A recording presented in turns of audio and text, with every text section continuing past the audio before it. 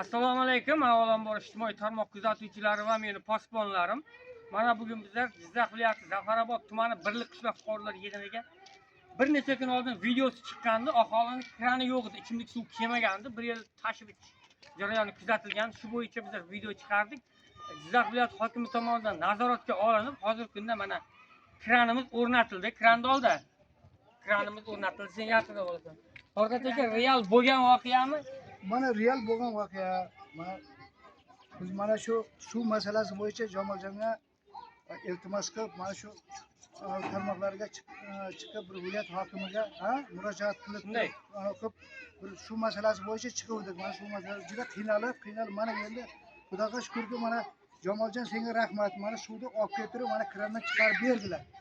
Rahmat shu hokim bor, mana bizning mana shu murojaat suv masalasi bo'yicha murojaat qildik. Shu masalasi bo'yicha ijobiy natija berildi. Mana berildi.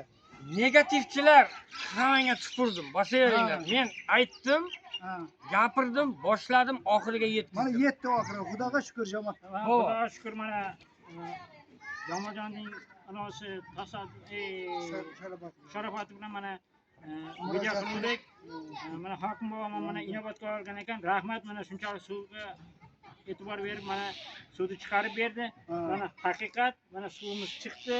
Xudo xolasa hokim bovaga ham rahmat, Jamolga ham rahmat. Jamoljon senga rahmat. Mana shu ikkita tochka qo'yildi. Bu yerga bitta, narigi domga bitta, ikkita tochka qo'yildi. Ikki tochka qo'yildi. Negativchilar juda ko'p yozdi.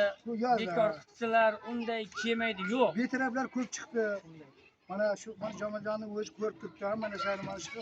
Nima bo'lsa ham mana bizga mana shu suvdan qiynalgandik, mana suvni chiqarib berdi mana Jamol. Yugurdi, boshqa qildi, mana suvimiz chiqdi. Xudoga shukr, mana ko'rib turibsiz. Ikkita kran chiqarib berdi. Mana bu yerdan bitta, mana ko'ribdan bitta. Domning oldidan. Mana xolam ham birinchi xola boshlagan bu ekan, xola. Men boshladim haqiqatan.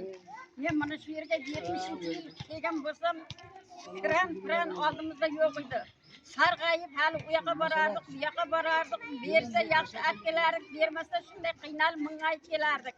Mana Jamolning sharofati bilan bir og'iz aytdik. Mingdan bir rozimizman. Rahmat mana shunga. Murojaat qildik. Toza qiynaldik suvdan. Bir bizga ham suv chiqarib berdi dedik. Yo'q, aytdik, biz sizga hokim bova, sizga ham rahmat. Mana shu bolaning so'zini amalga oshirdingiz.